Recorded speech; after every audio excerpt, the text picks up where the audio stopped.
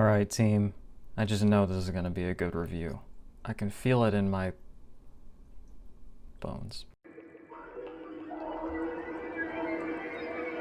Alright, good evening everyone. My name is Celeste de la Cabra. Welcome back to the channel. If you are discovering my channel for the first time, please consider hitting that subscribe button if in-depth analyses on films sounds like your kind of jam.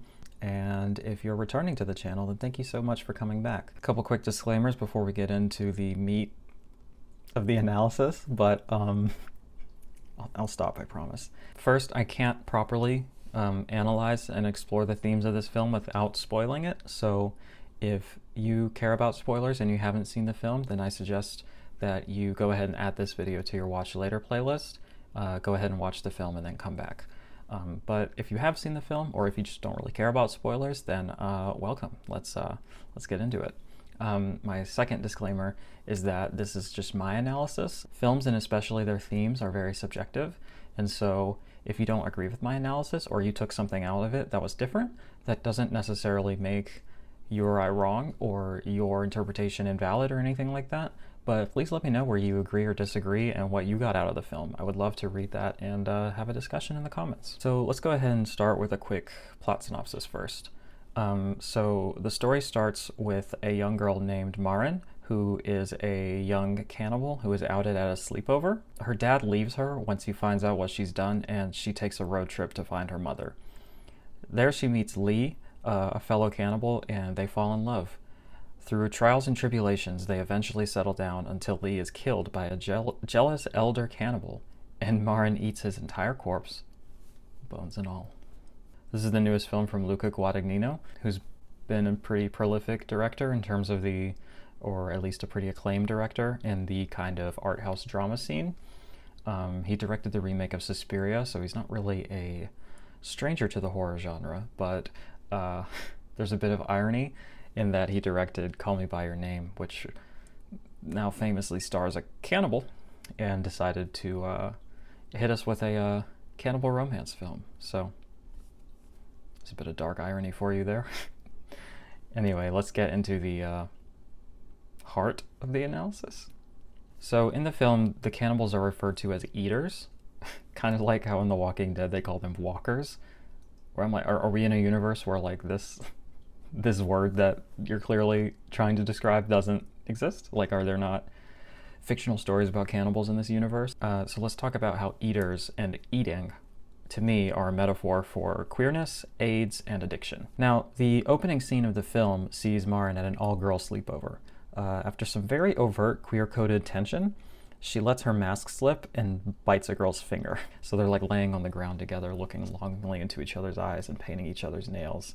And then, her finger just gets too close to her face. And it kind of looks like she's going to start sucking on her fingers, which of course would be very sexual, but she bites it almost off. To me, this situation kind of parallels real life scenarios that many queer people have to go through throughout their adolescence. Now, a sleepover is a perfect situation to explore this idea. Sleepovers are considered normal and not sexual by straight parents, but this is only because they assume that all the participants are going to be straight. That's why multi-gender sleepovers basically never happen for most adolescents. I think we could agree that for most people, when one or more genders start mixing, at that point only it's considered inappropriate, or at least people would look at it, even if they're cool with it, they would definitely look at it like a date, or like these people are spending the night together, Now, this proves rather troublesome for queer people who are participating in the sleepover, because the situation only works because there's purportedly no risk of a sexual encounter. But what happens when the queer person is there and thus inherently shatters the illusion? Signals are misread and the queer person accidentally outs themselves. Well, often, as is the case in the opening scene of the film, they are met with horror and exile. Maren's father is aware of her condition, and he supports her, but only as long as they can keep it hidden.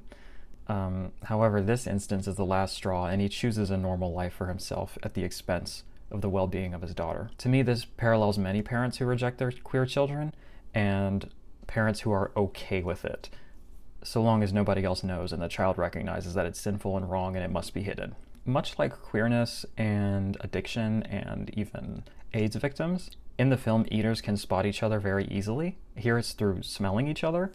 But likewise, in real life, drug users, AIDS victims, and queer people can usually pick up on the tells of other people in the in-group much quicker than people not a part of that in-group. For the addiction analogy too, here eating is also a hereditary trait. I believe the 1980s period setting is very intentional.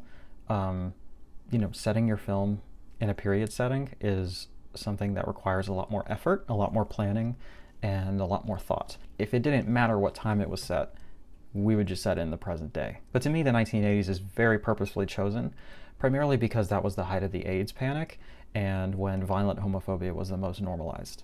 The bloody and violent nature of the eaters kind of parallels the AIDS crisis to me. The disease is transferred through blood, and there is an inherently marginalized and risky aspect to being a sexually active gay person in the 80s. Just like in the 80s, gay folks had to reckon with the risk of contracting the virus, and in the film, people must risk physical harm or being arrested eating other people. Let's talk about queerness a little bit further. In the film, Lee, to me, is clearly bisexual. He knows how to spot other queer people to take advantage of them, like in the scene where he basically cruises a gay man at the carnival and then takes him out to a field to ostensibly have sex with him, but actually to kill and eat him. He dresses in non-gender conforming clothes, and he's clearly hurt in a way that cuts deep and speaks some kind of truth about his personality when his sister kind of out of nowhere calls him a faggot. Like, it's a very jarring moment in the film. But again, you have to remember that this is set in the 80s, and homophobia was, I mean, it still is, but really back then it was so prevalent and widespread, and you can really see the hurt in his face when she says that to him. It's clear that to him, hearing that insult means more than just her calling him an idiot or, calling him a piece of shit or something like that. Like, she has touched upon a nerve that he is trying to hide to some extent. One thing I noticed that I thought was particular was that when Lee lures the man into the field, ostensibly to have sex, but actually to kill him, he chooses to actually go through with having sex with the guy. Now, to me, this is not the behavior of a straight person, because a straight person pretending to be gay and tricking gay people to kill them could and probably would easily get as far as isolating the man in the field and then killing him and eating him, rather than waiting to actually go through with the sex act first. Lee also seems to wait for the other man to come and then he apologizes before actually killing him. He seems to understand that taking advantage of gay men in this way is really fucked up, and he clearly experiences some guilt about it, but for him it's a reality of the times that they are living in and the needs of his particular condition. And gay men are just very easy and clean targets in the sense that they generally go missing and people don't ask questions. Now, when he returns to the truck, Maren is clearly not comfortable with this, but she manages to keep it together until they learn that the person that he killed had a wife and kids. To me, this parallels many queer people's guilt when they're perceived as the homewrecker of normative straight couples. This again kind of shatters the heteronormative illusion that both parties in the relationship are entirely straight.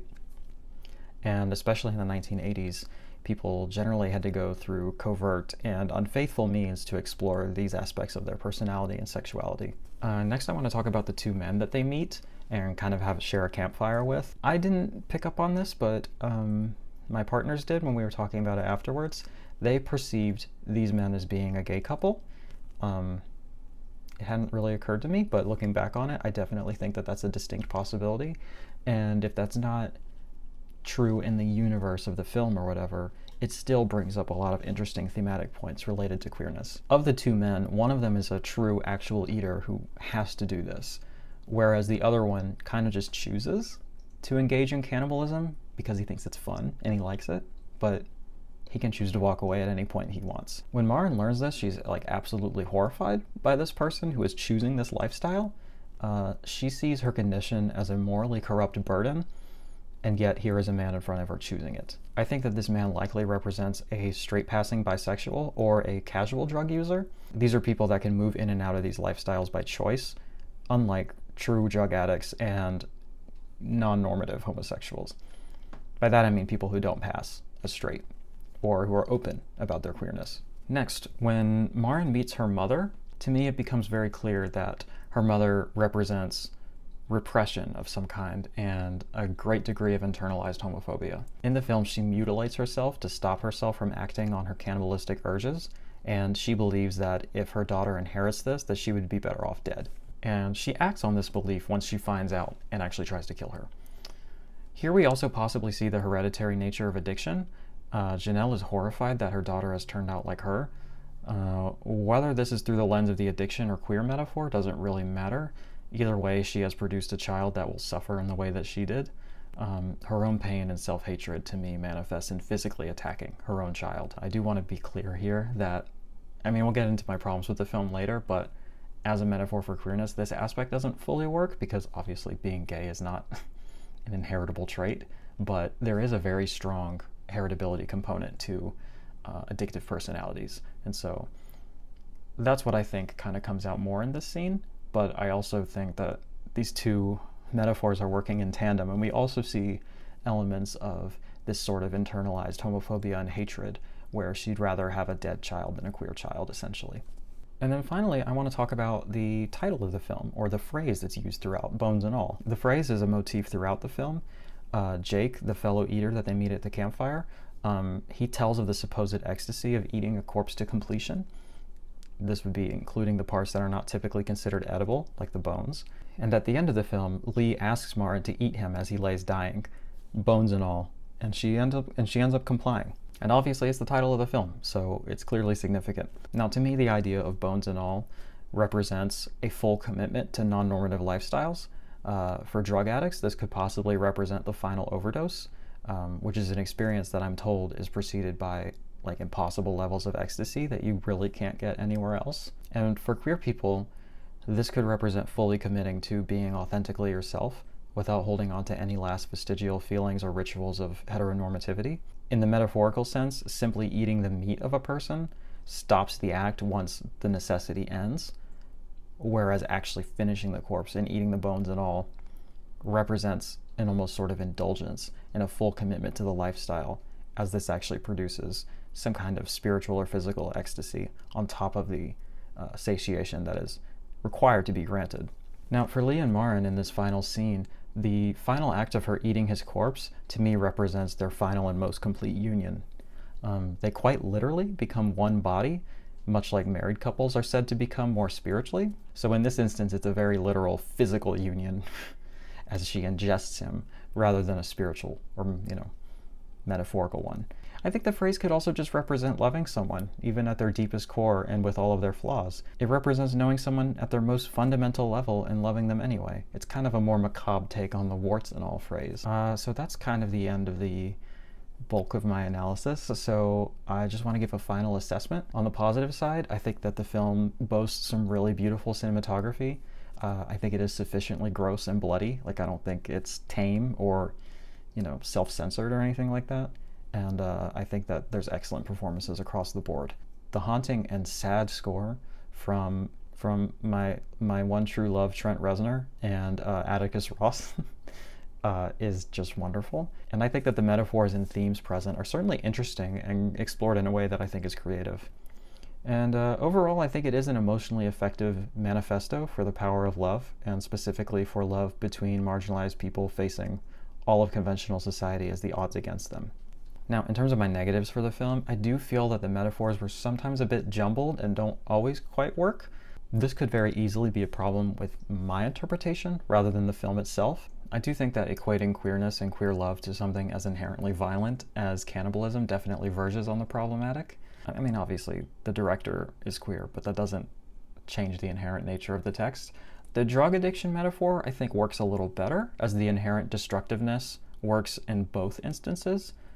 Cannibalism and severe drug addiction, but there's just so many overt queer themes here that I don't think we can just ignore them. Like, they are there and they should be analyzed. I do understand how being gay and sexually active in the 80s was dangerous and was pushed to the margins in the underground, but unlike queerness, cannibalism is not a desirable or morally neutral trait for someone to have, and as that's the case, much of the prejudice against the characters in the film are kind of justified. So overall, I'd give it a 7 out of 10. I do recommend it, and I did get a lot out of it.